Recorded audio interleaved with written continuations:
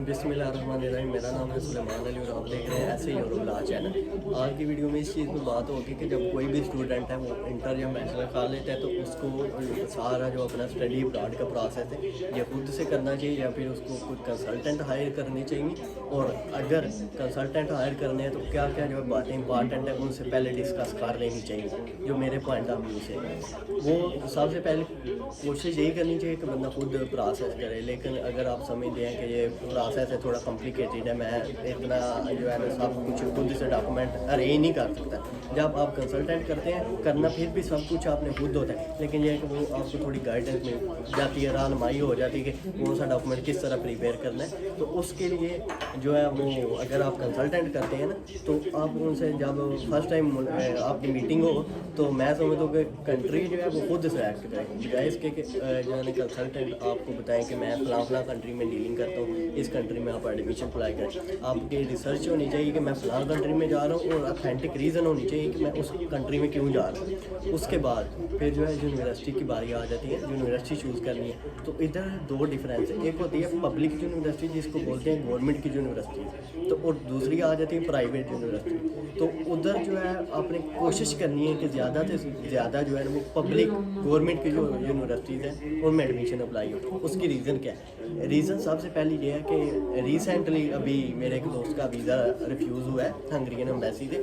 तो जो उसकी जो फ़ीस है ना, एक तो रिफ़ंड जब हुई है वो प्राइवेट यूनिवर्सिटी में था, मैं यूनिवर्सिटी का नाम नहीं मेंशन कर रहा, तो एक तो उन्होंने उसकी जो फ़ीस में कटौती भी है वो 20% की है और जो फ़ीस आने में वक्त लगा है वो भी आप समझ लें कि तकरीबन 4 मंथ लग गए। जबकि एक और बंदे का वीज़ा रिजेक्ट हुआ है तो उसकी जो गवर्नमेंट की यूनिवर्सिटी थी उधर से फ़ीस आनी थी तो वो आने में भी तकरीबन 3 माह में वापस भी आ गई है। उसके अलावा जो उन्होंने कटौती की है वो भी समझ लें कि 3-4% की है। एक तो सबसे आपको बड़ा बेनिफिट ये होगा। दूसरी चीज़ ये है कि गवर्नमेंट की जो यूनिवर्सिटीज़ है उधर जब आपका एडमिशन होता है ज़ाहिर है आपने फिर जाना है उस कंट्री में स्टडी करनी है सारा, तो फिर भी आपके जो यूनिवर्सिटी के साथ मामला आता है वो चलते रहना। इसलिए बेहतर यही होता है कि बंदा पहले ही गवर्नमेंट वाली यूनिवर्सिटी में एडमिशन अप्लाई कर रहा है, क्योंकि ये छोटी छोटी बातें होती हैं। कंसल्टेंट जो भी बंदा बिजनेस मैन है या मार्केट है वो इस तरह की बातें जो है उसने वही बात करनी है जिससे उसका फ़ायदा है। वो आपको ये ड्रॉबैक्स नहीं बताएगा कि अगर आप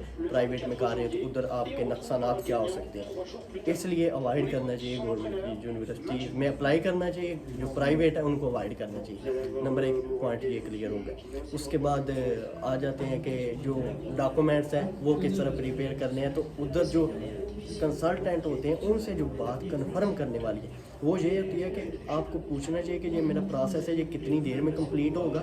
और उसके अलावा जो फ़ीस है वो भी आप उनसे पहली बात क्लियर कर रहे हैं कि मैं खुद पे करूँगा, बजाय इसके कि बंदा आपको कहे कि मेरा आप जिस कंट्री में जा रहे हैं मेरे उधर कोई दोस्त हैं कोई भाई है मैं उनके जो है क्रेडिट कार्ड से आपकी फ़ीस पे करवा दूँगा। ये बात नहीं सही होती।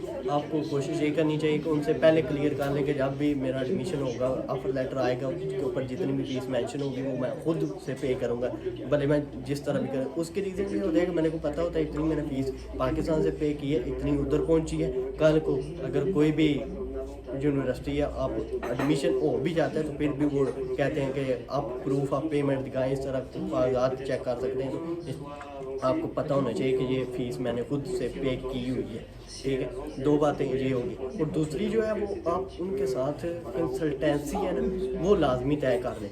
ये कुछ स्टूडेंट समझते हैं जी डन वाला वीज़ा क्या होता है। डन पे बेसिकली बंदा समझता है यार मेरा एक्सपेंस ना हो मैं उधर पहुंच के पैसे दे दूँ। जबकि स्टडी में आप देखें ना अगर यूनिवर्सिटी की 6-7 लाख रुपया फ़ीस है तो कोई भी जो बिजनेसमैन है वो ये नहीं करेंगे कि 6-7 लाख अपनी जेब से पे कर दें, ठीक है, और आप जब उधर चले जाएं तो फिर उनको पैसे मिल जाए। उन्होंने मार्जिन बहुत ज़्यादा रखा होता है। डन पे वो क्या करते हैं वो स्टूडेंट को कह देते हैं जी बात इस तरह आप जो है ना 1-1.5 लाख रुपया हमें पहले दे दो और बाकी जितना भी एक्सपेंस है वो हम उससे फेस कर लेंगे।